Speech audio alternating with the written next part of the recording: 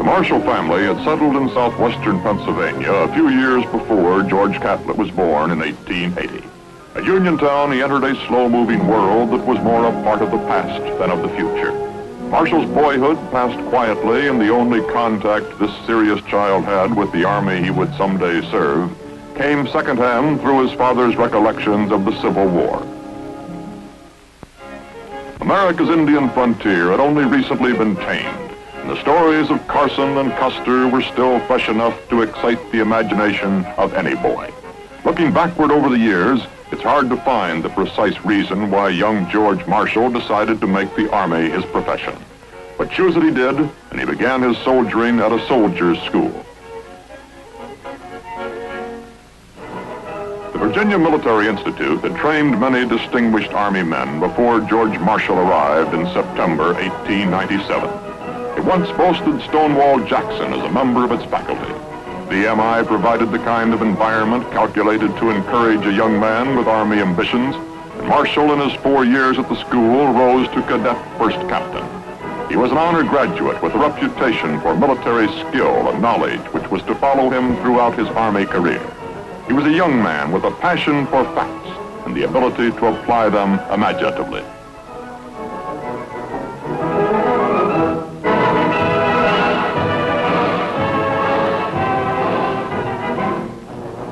Commissioned an infantry second lieutenant in 1901, Marshall shortly found himself on troop duty in the Philippines. Assignments in Oklahoma Territory, Texas, Massachusetts, and the Fort Leavenworth Staff College filled the early years. He studied and soldiered, and by the time the United States began to mobilize for war in 1916, George Marshall had become a captain in the regular army. He landed in France with the 1st American troops, and as a member of the 1st Division staff, he helped plan the Battle of Cantigny.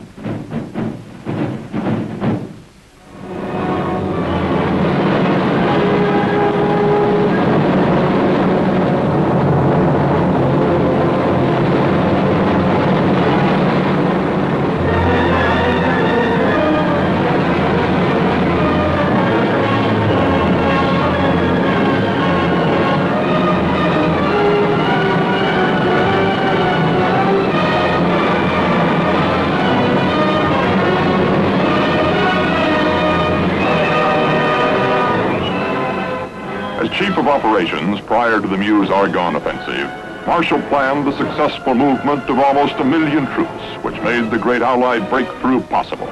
Marshall had helped engineer the final victory.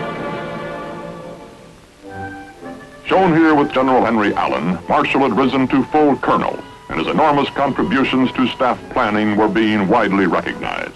His work on the Meuse-Argonne offensive brought Pershing's personal commendation. The man who designed the Meuse-Argonne victory takes a moment to pose with other staff officers in France. His reputation for brilliance distinguished him among his staff colleagues. Marshall emerged from World War I as one of the most promising young officers in the Army.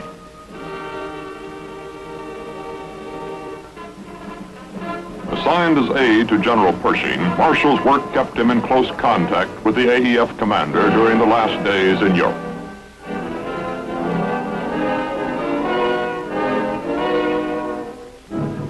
On a post-war battlefield tour, Marshall calls one officer's attention to the cameraman. Signal Corps photographers covering Pershing's activities little realized that the lean young colonel at his side would someday be as newsworthy a figure as the illustrious Blackjack Pershing. In the late summer of 1919, General Pershing bid farewell to France and boarded the Leviathan for America. With him went Colonel George Marshall. Proud of the reputation he had acquired as a military planning brain, disappointed in the fact that he had been considered too valuable to spare for the combat command he coveted. Pershing recommended Marshall's promotion to brigadier, but the war's end prevented it.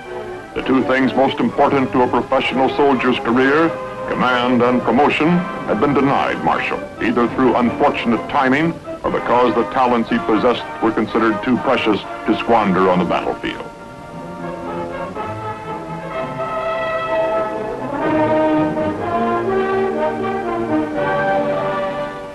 Marshall's return was a time of triumph and frustration. He had learned the business of war in a tough school, and he knew it as few others did. But there was small pleasure in the knowledge. Long after the noise and the shouting, when this gay harbor scene had passed into memory and the world would once again take up arms, Marshall would be ready.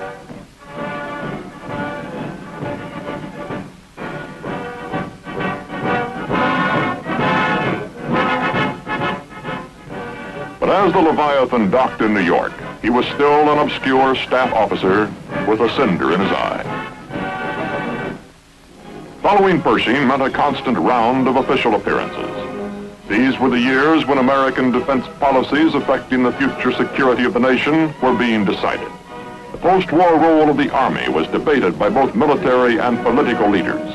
Pershing believed in a tight, hard, professional force backed by a large citizen army. In Marshall, he found an enthusiastic supporter. It was this kind of army which had brought victory out of Europe in 1918.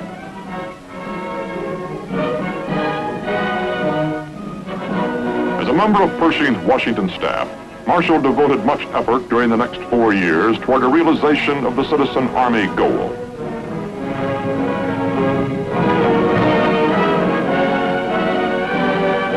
"1924 brought duty with the 15th Infantry Regiment in Tientsin, China. With the commanding officer of the 15th, Colonel Newell, Marshall posed for a rare picture in mufti. This was his first actual troop assignment in almost 10 years. The 15th Infantry was operating well enough when Marshall joined it as executive officer. But by the time he left, it had become a crack outfit. In the middle 20s, China was fragmented by civil war and revolution, and the private armies of Chinese warlords fought in all parts of the land for national advantage. The mission of the 15th Infantry was to help protect both American trading concessions and American lives. It was a tense but quiet assignment for Marshall, and before he finished his tour, the 15th had acquired a reputation for smart appearance and snappy precision. It could outperform and outshine every other garrison regiment in Tientsin.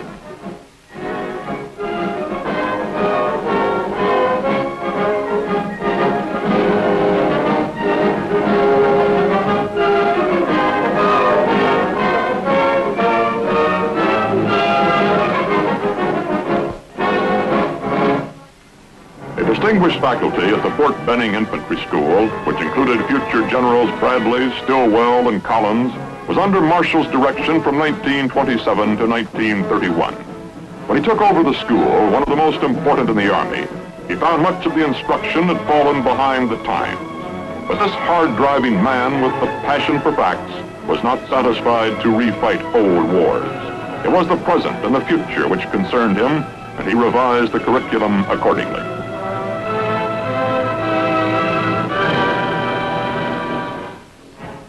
During the 30s, the world caught fire, ignited by a handful of global arsonists who enjoyed their work. Germany threatened to even the score for her defeat in 1918. On the other side of the world, the Japanese were introducing their neighbors to their own brand of arson. China felt the brutal aggression directed by the Japanese warlords. The Japanese onslaught of China carried out the ambitions and aspirations of a nation bent on territorial conquest.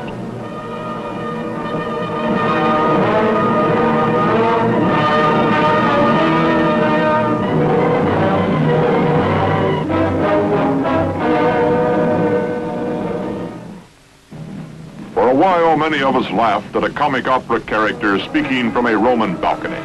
But his intended victims in Ethiopia did not laugh. They were a proud and fierce people determined to resist the Italian dictator's aggression.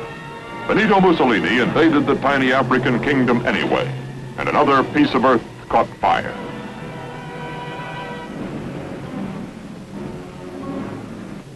An appeal was made, but no one came forward to answer it. Mussolini demonstrated for his friends how easy it was. The day Germany invaded Poland, George Marshall, then a brigadier general, made the extraordinary jump from 1 to 4 stars to become the Army Chief of Staff. With Secretary of War Stimson, the task of mobilization lay ahead. The resources of a mighty nation had to be tapped to produce the props for the great drama about to unfold. Marshall had waited in the wings for 20 years for the role he was about to play.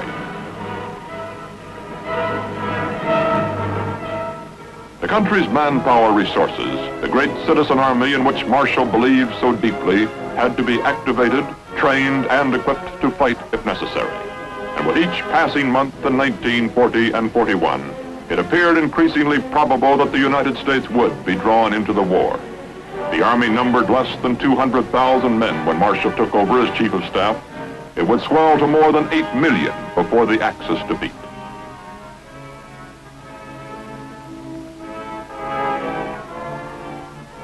The accumulated experience from the early days in the Philippines, Cantigny, and the Meuse-Argonne, from the staff work with Pershing and the seasoning in China, from Fort Benning to the National Guard and the CCC during the Depression. The sum total was imaginatively applied by George Marshall in directing the American Army during the war. It was as if every single year of his career in some way related to the monumental task he undertook. The American military buildup was just beginning to gain momentum when the Japanese attacked Pearl Harbor. At an inspection of the Army's new airborne troops at Fort Bragg in 1942, Marshall gets a close-up view of the citizen soldier at work.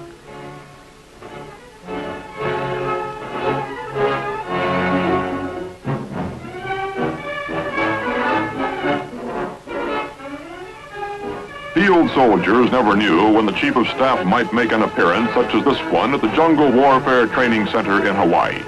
Marshall might do his thinking and planning in Washington, but it was from the field that he drew his facts. A gifted observer, the smallest detail did not escape him. Army subordinates were either proud or dismayed by Marshall's critical appraisal, depending upon the performance.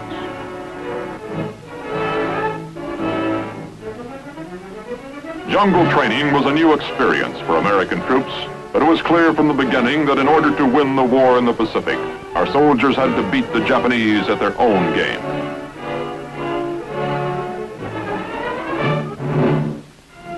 In the forbidding gray of a November dawn in 1942, American naval vessels ghosted in toward the beaches of North Africa, delivering the first major Allied counterattack since the outbreak of the war. Their objective? The German Afrika Korps in Tunisia. The enemy was led by Germany's ingenious Field Marshal Erwin Rommel, the Desert Fox. His veterans already had been baptized by the battle-toughened British Tommies. Desperately, with everything they had, the Germans fought to keep from being pushed into the sea.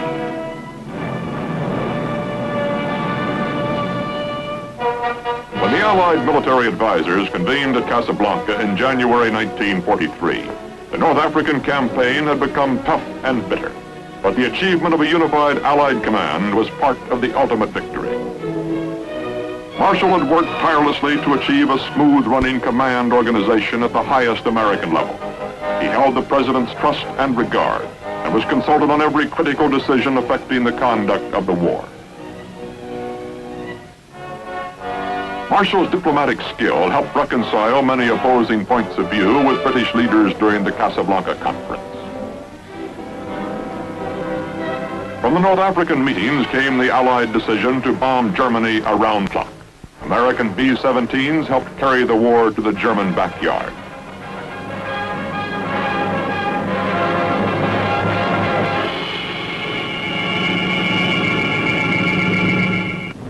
The decision to invade Sicily also was reached, and in July of 1943, Americans and British jumped off from Africa on the preliminary leg to the first assault on Fortress Europe, the Italian mainland. A strong partisan for the Women's Army Corps, as important to our mobilization, the Chief of Staff made it a point to be in Washington the day Colonel Ovita Cope-Hobby was sworn in as its new commander. By the time the Allied leaders convened at Cairo in December 1943, the Italian campaign was well underway, and the war against the Japanese demanded stepped-up operations. The future of the China-Burma-India theater and the problem of harnessing China's manpower had to be resolved. At Tehran, Marshall took part in planning joint strategy with the Russians. Soviet demands for an expanded second front were addressed to the United States. It was George Marshall who answered them. When the Chief of Staff visited the Pacific Theater on his return from Tehran, our offensive was gaining speed. Island by island, we were moving in on Japan.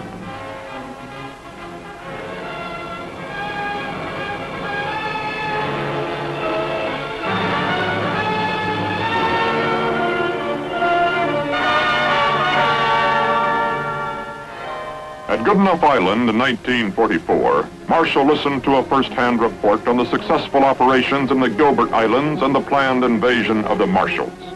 Marshall conferred with General Douglas MacArthur, theater commander, as the Allies were gearing for the big Pacific push which would carry them to the very doorstep of Japan. Italy had become a slow and painful struggle. The road to Rome was a long one, and for Marshall and his wife, one of extreme personal anxiety. As a tank commander under Patton, Marshall's stepson had been engaged in the heaviest fighting for weeks. When the Americans finally broke through the lines of a stubborn enemy, the young officer fought his last fight. For General Marshall, the war had turned into a personal tragedy.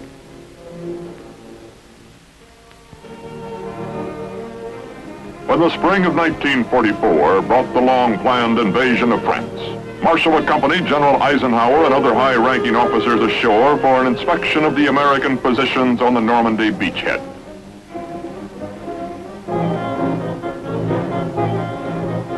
"15 stars still this corporal's jeep as Admiral King and Generals Marshall, Bradley, and Eisenhower ride out to survey the battle damage.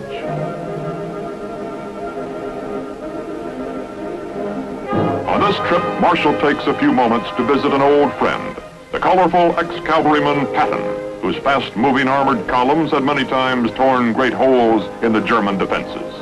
Marshall considered Patton one of the ablest field commanders in the Army, and the Chief of Staff had personally ordered the Mercurial General to his original combat assignment in North Africa. The subsequent performance of the troops under Patton's command confirmed General Marshall's wise choice. Allied planners met again in 1944, this time at Quebec. A decision was reached to move the invasion of the Philippines 3 months ahead of schedule. Marshall returned from Quebec to fly immediately to Paris with Secretary of State James Burns for another meeting with General Eisenhower. The Chief of Staff was involved with the vast and complicated problem of our global supply lines, and he chose to inspect the divisions poised for the final thrust into Germany.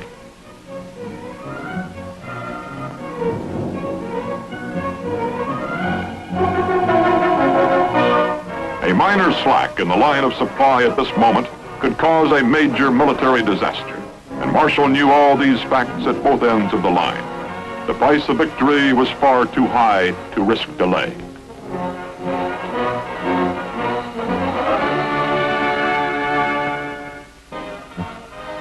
The trip to Europe provided Marshall with another opportunity, a chance to talk with the troops. He spoke informally to American soldiers who had faced the toughest test in history and triumphed.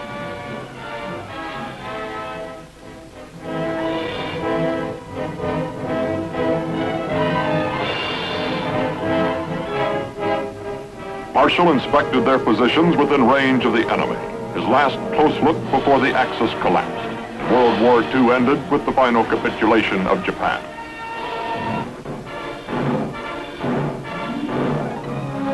When President Truman presented Marshall with the Distinguished Service Medal in 1945, he said that although millions gave America extraordinary service, Marshall gave it victory. 1945 also saw Marshall dispatched to China as the President's special representative to negotiate a truce between Chiang Kai-shek and the Communists. General Eisenhower, then Chief of Staff, visited his former boss during the negotiations. This was the first time Marshall officially functioned as a diplomat, but the role was not unfamiliar. Although the Army had been his profession, his country's interest had always been his career. Marshall received the oath of office as Secretary of State from Chief Justice Vinson early in 1947. The President enthusiastically endorsed the former Chief of Staff at a critical time in history. It was fairly said that Mr. Truman selected him not because of his experience, but because he was Marshall. There's nothing that I can say at this time regarding matters that pertain to my position in the State Department. But I assume the duties with a feeling of great responsibility and a very earnest desire to carry out the foreign policy of this government in the manner that has been so splendidly exemplified by my predecessor, Mr. Burns, my old friend. The new secretary brought imagination and a dignified intensity to his job, which was equal to the world challenge. In March 1947, Marshall headed a delegation to Moscow, whose mission was the peace agreement on Germany and Austria. The opportunity to observe the Russian bear in his native environment was valuable in view of increasing Soviet hostility. Russia already loomed as the largest question mark in America's future. The desperate economic plight of Europe drew Marshall's whole attention upon his return, and his recommendations were presented to the Congress. Europe is still emerging from the devastation and dislocation of the most destructive war in history. Within its own resources, Europe cannot achieve, within a reasonable time, economic stability. The solution would be much easier, of course, if all the nations of Europe were cooperating, but they are not. Far from cooperating, the Soviet Union and the Communist parties have proclaimed their determined opposition to a plan for European economic recovery. Economic distress is to be employed to further political ends. There are many who accept the picture that I have just drawn, but who raise a further question. Why must the United States carry so great a load in helping Europe? The answer is simple. The United States is the only country in the world today which has the economic power and productivity to furnish the needed assistance. The 6 8/10 billion proposed for the first 15 months is less than a single month's charge of the war. To be quite clear, this unprecedented endeavor of the new world to help the old is neither sure nor easy. It is a calculated risk. It is a difficult program. And you know far better than I do the political difficulties involved in this program. But there's no doubt whatever in my mind that if we decide to do this thing, we can do it successfully. The great rubble heaps left by the war were soon diminished by an American investment in international friendship and goodwill, which also proved to be an effective economic weapon against spreading communism, the Marshall Plan. Offered on a self-help basis, Marshall Plan aid enabled many war-ravaged countries to regain their first foothold on a stable peacetime economy. Trade and production were stimulated, and communist plans which were dependent upon poverty and despair for their success were thwarted in many parts of the world. George Marshall resigned as Secretary of State in January 1949, intending to relax for the first time in almost 50 years. But the National Red Cross called upon him for one further task in the public interest when it asked him to serve as its head. Meeting with Polio Foundation Chief Basil O'Connor at the White House, Marshall outlined his plans for this vast mercy organization. Less than 1 year later, the president persuaded him to return to the government as Secretary of Defense. He flew to Korea, where he met with General Ridgway and other UN leaders. The man with the passion for facts was gathering them firsthand. This was a different American army than Marshall had known, and a different kind of war.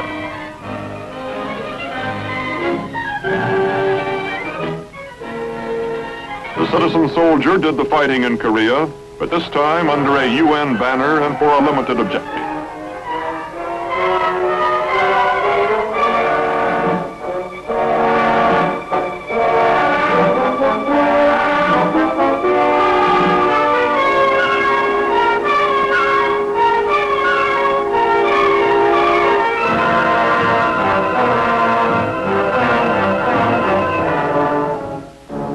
In Washington, Marshall assumed the critical responsibility for all of the men and material necessary for victory in Korea. The peculiar circumstances of the conflict called for the existence of large American forces without total mobilization in the United States. Once more, George Marshall, the statesman, distinguished himself.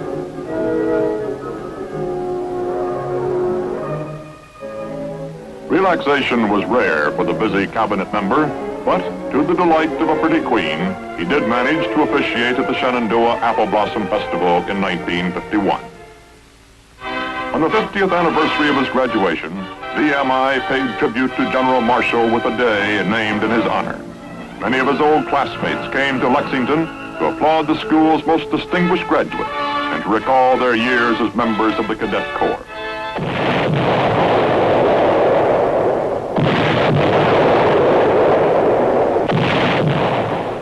After a howitzer salute to this soldier statesman, the entire body of cadets stood at attention while Marshall was awarded Virginia's Distinguished Service Medal by Governor John Battle. Then, the man whose life represents the highest ideals of the Cadet Corps inspected the ranks of men who may be tomorrow's leaders. George Catlett Marshall resigned from the Defense Department and settled in Leesburg, Virginia in 1951. His public service spanned a critical half-century for our country, placing him in the ranks of great American patriots.